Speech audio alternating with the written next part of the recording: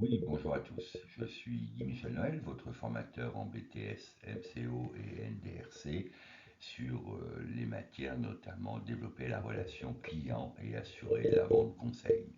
Aujourd'hui, nous allons voir les méthodes qui ont fait leur preuve, sans casse, disque et crack, dans l'objectif d'augmenter les ventes. Le plan de la séance que je vous propose, c'est de voir les motivations d'achat du consommateur, les freins aussi d'achat, les méthodes de son cas et son casse, ainsi que les méthodes de disque et crack utilisées dans le cadre des techniques de vente d'aujourd'hui. À méditer, concrétiser une belle vente est un art. Le trophée sera néanmoins partagé par, dans la plupart des cas, le client qui est complice. Vendre, évidemment, c'est aussi savoir se taire, percevoir, convaincre, observer, échanger et répondre. Pourquoi le consommateur tout d'abord achète-t-il? C'est la première question que nous devons, nous commerçants, se poser. Le client achète pour satisfaire des besoins. Ils peuvent être groupés en deux catégories, les besoins primaires et les besoins secondaires. Les besoins primaires correspondent à des besoins vitaux, boire, manger, dormir, se loger, se vêtir. Les besoins secondaires, dès qu'un certain besoin est satisfait, nous abordons alors d'autres besoins psychologiquement qui sont liés à la civilisation et à la recherche d'épanouissement de soi-même. Le bien-être, l'esprit de compétition, l'ordre, solidarité, la domination, des sensations nouvelles que nous recherchons. Le classement des besoins a été aussi fait par Abraham Maslow selon la pyramide de Maslow. Donc 5 niveaux, les besoins physiologiques, les besoins de sécurité, les besoins d'appartenance, de reconnaissance et d'estime de soi. J'ai édité d'ailleurs une vidéo sur la pyramide de Maslow que je vous invite à revisionner au besoin. Les motivations d'achat du consommateur sont de trois ordres. Hédoniste, c'est donc l'ensemble des désirs visant à se faire plaisir soi-même, donc c'est une tendance un peu égoïste. Contrairement, on a la tendance motivation oblative, qui est l'ensemble des désirs poussant chaque individu à se rendre utile auprès des autres. Donc là, c'est ce qu'on appelle une tendance altruiste, c'est faire un cadeau, par exemple, à quelqu'un d'autre. Et puis la motivation d'auto-expression, qui est l'ensemble des désirs tendant à affirmer sa personnalité, à se réaliser pleinement. Par exemple, acheter une voiture haut de gamme pour prouver sa réussite sociale, pratiquer un sport pour s'épanouir physiquement.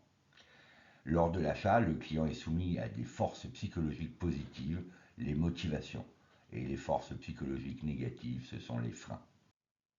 Les freins de l'achat sont de deux ordres, les peurs et les inhibitions.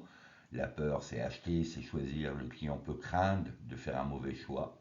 La peur de se dessaisir d'une partie de ses économies, la peur de payer trop cher, la peur de changer ses habitudes. Les inhibitions, ben, c'est évidemment la difficulté pour le client de se justifier vis-à-vis des autres ou de lui-même. Dans le cadre d'achat, c'est le désir de séduction. Vouloir mais ne pas pouvoir économiquement, c'est le frein aussi économique. La méthode Sonka, qui a été créée en 93, donc elle est assez récente, par un cadre qui est commercial, Jean-Denis Laradé. Inspiré de la pyramide de Maslow, la méthode Sonka hiérarchise les besoins de l'interlocuteur pour adapter le discours aux personnes, aux buyer persona. Cette technique de vente traditionnelle reste évidemment d'actualité dans un contexte actuel où la digitalisation des ventes, quand l'automatisation du marketing a tendance de se déshumaniser la relation.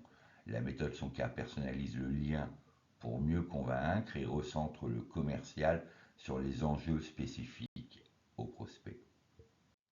Elle est surtout utilisée dans le cadre du B2B, mais naturellement aussi le B2C, donc le business to consumers. C'est une approche psychologique de la vente qui repose sur le principe que chaque client aura tendance à juger d'une opportunité d'achat en suivant un biais particulier. Chaque biais correspond à une des lettres de l'acronyme SONCA.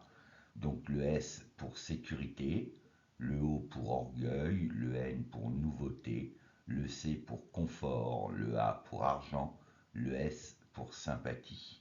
C'est une approche psychologique de la vente qui s'appuie sur ces leviers et il nous faut, nous commerçants, adapter son discours selon l'acheteur que nous avons en face de nous. Utilisons ses propres leviers, nous allons les voir séparément. Cependant, aujourd'hui, le son K a évolué vers le son case, où le E, le dernier E, est l'environnement, l'écologie, qui devient le septième levier. C'est très simple, c'est une évolution de la méthode son K, parce qu'aujourd'hui, on ne peut pas exclure de notre argumentaire commercial ou de la volonté des clients à actionner le levier psychologique de l'écologie. Donc, si on reprend chacune des lettres, le profil sécurité, tout d'abord, il nous faut arborer une attitude tranquille, utiliser un vocabulaire neutre, rassurant. Rassurer son acheteur potentiel, c'est typiquement le profil qui sera attentif à tous les détails, car il n'aime pas prendre de risques. Le client donc cherchera donc une solution pour pallier le risque que représente un achat. C'est un besoin de sécurité peut aussi constituer une motivation d'achat en mettant en évidence que sans cet achat, il se met en danger. Le profil orgueil, c'est le prospect et son amour-propre. Il va falloir le valoriser, le flatter. Utilisez pour cela un vocabulaire où vous devez mettre en avant votre client. Il aura besoin d'avoir le meilleur en termes de produits-services. Il sera sensible, par exemple, aux offres haut de gamme, aux nouveautés aussi. Le profil nouveauté, il est utile d'utiliser un vocabulaire qui attise la curiosité de votre acheteur, de votre prospect. Donnez-lui envie. Le client qui a un profil nouveauté, il est curieux. Il faut mettre en avant une attitude positive, projetez votre prospect avec le produit, dites-lui que le produit est une nouveauté, une innovation. C'est aussi un profil qui peut être sensible à obtenir des produits ou services quelques jours avant la sortie officielle. Le profil confort, c'est un profil où il faut utiliser un vocabulaire positif mais rassurant. Le client qu'il ne faut pas violenter, ni brusquer, ni forcer dans l'acte de vente. Utilisez une attitude cool, reposante, parlez doucement, parlez des bienfaits du produit avec des comparaisons, des éléments de preuve. Écoutez bien votre client avant d'argumenter.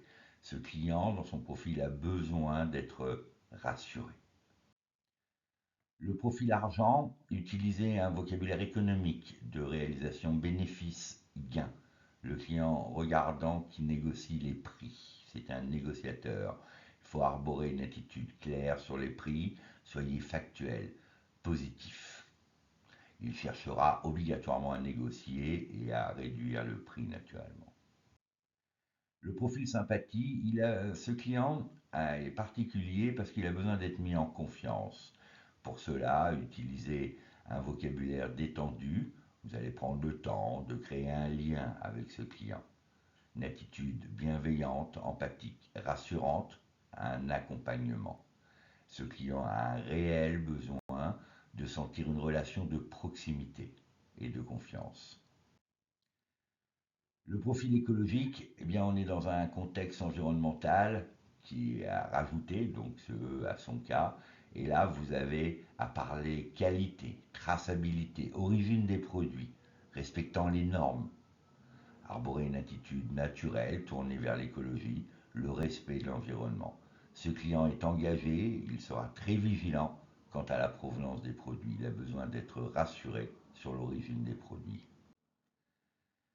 Il vous est conseillé, et moi-même je vous le conseille, de fabriquer votre argumentaire sans case en fonction donc des mots que nous venons de voir, sécurité, orgueil, nouveauté, confort, argent, sympathie, écologie. Voyez en fonction des produits que votre entreprise vend, donc que vous vendez, l'attitude à adopter. Les mots favoris sont des mots positifs, donc par exemple pour la sécurité, vous avez des garanties certifiées, meilleures ventes, normes. C'est important d'utiliser ces mots-là.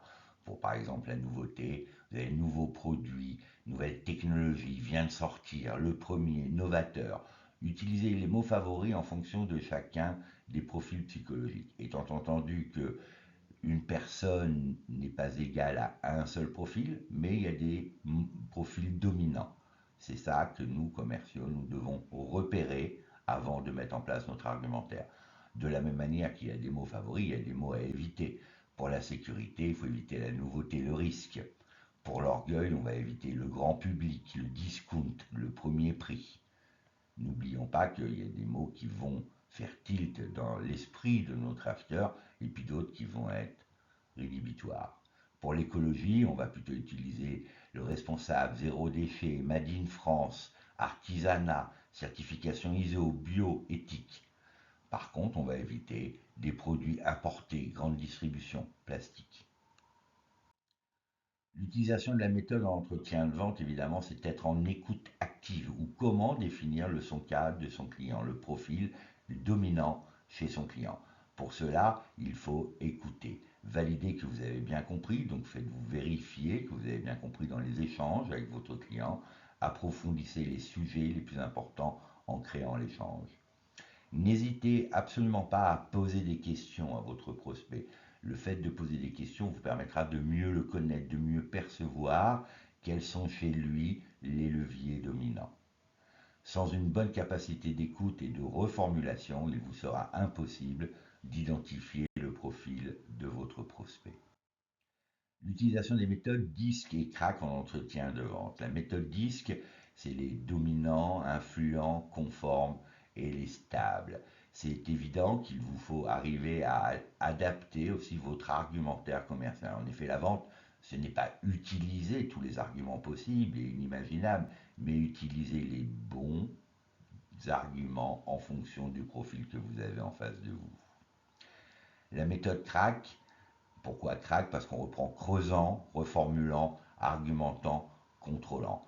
On creuse l'objection pour comprendre d'où elle vient, on reformule l'objection pour montrer que nous l'avons bien compris, on argumente pour rassurer et défendre l'offre, naturellement, on contrôle pour vérifier l'objection qui a bien été maîtrisée. La méthode crack couplée avec son cas vous permettra d'une part de mieux comprendre une objection en ayant conscience du biais principal, de la sensibilité de votre prospect, et d'autre part, elle vous aidera à mieux choisir vos arguments pour lever l'objection en question. Le but est de montrer que vous avez bien compris la source du problème avec votre prospect, tout en adoptant votre réponse à votre interlocuteur. Finissez, closez, concrétisez avec son case. Vous avez normalement fait le nécessaire. Ce qui se joue ici, c'est de déclencher la prise de décision. Cette phase est en général mal comprise, mal maîtrisée par les commerciaux. La méthode Sonka peut vous aider à déclencher les décisions, car en vous appuyant sur ce profil dominant de votre prospect, vous allez pouvoir faire naître l'urgence de façon appropriée. Soyez malin, ça se prépare. Le talent et l'improvisation, c'est pour les enfants. Votre job, c'est de préparer votre argumentaire, de voir les mots à utiliser, les mots à éviter. Écoutez votre prospect, dialoguez avec lui, échangez avec lui, repérez le profil dominant et vous gagnerez. Les techniques efficaces sont K, mais pas que. La méthode Sonka est une technique qui a fait ses preuves depuis à peu près 30 ans. Elle est efficace, elle est utilisée tous les jours dans les actes de vente.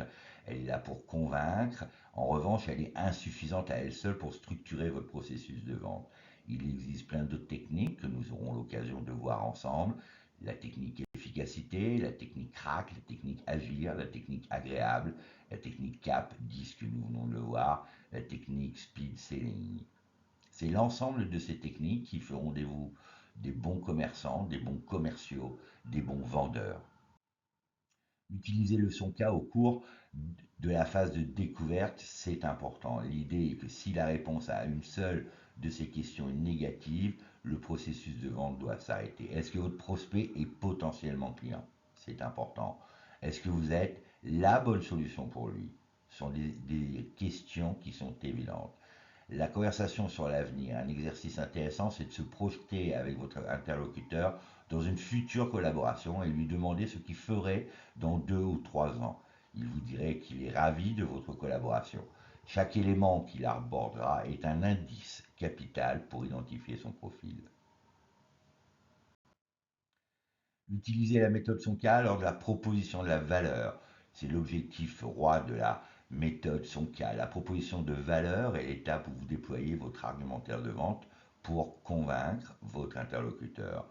C'est souvent ici que l'on se retrouve l'excellence. Tous les arguments peuvent être amenés et décrits d'une manière adaptée.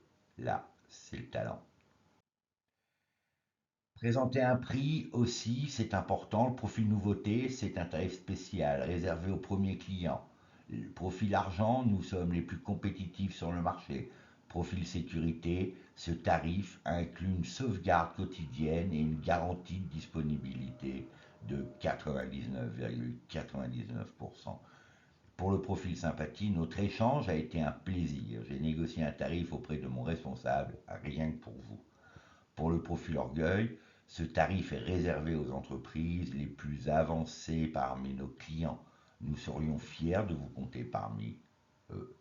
Cette façon de présenter un prix, pour finir le profil écologique, pour chaque licence, nous reversons X% à une association de lutte contre la déforestation. Voyez, on utilise le SONCA pour présenter un prix en fonction du profil, du levier que l'on a décelé chez notre prospect. En synthèse, l'utilisation de la méthode Soncase dans tous les actes de vente, dans toutes les phases de la vente. Sachez repérer le profil dominant chez votre prospect que vous avez en face de vous. Mettez en place un tableau d'argumentaire, mots favoris, mots à écarter. Cela vous facilitera grandement les choses dans toutes vos actions et dans tous vos actes de vente et ça vous permettra de performer. Les mots-clés à retenir, naturellement, c'est de maîtriser les profils sans case avec les mots favoris et les mots interdits, que vous puissiez, en fonction des produits que vous avez à vendre, utiliser et mettre en place un argumentaire. N'oubliez jamais que la clé de votre réussite, c'est vous-même. Nous-mêmes, formateurs, nous sommes là pour vous faire part de notre expérience, de nos compétences, de notre formation que nous avons acquis durant pas mal d'années et que la clé de votre réussite, ben, c'est vous-même, avec votre travail et votre détermination. Pour vous accompagner du mieux possible, je produis 3-4 vidéos par semaine. Je vous invite à les liker si vous les appréciez, commenter notamment si vous souhaitez avoir des réponses à certaines de vos questions, ou bien tout simplement vous abonner et vous serez prioritaire lors de la production de chacune de mes vidéos. Elle s'adresse à tous les publics des filières MCO et NDRC et sur toutes les matières. À bientôt, merci de vos visites.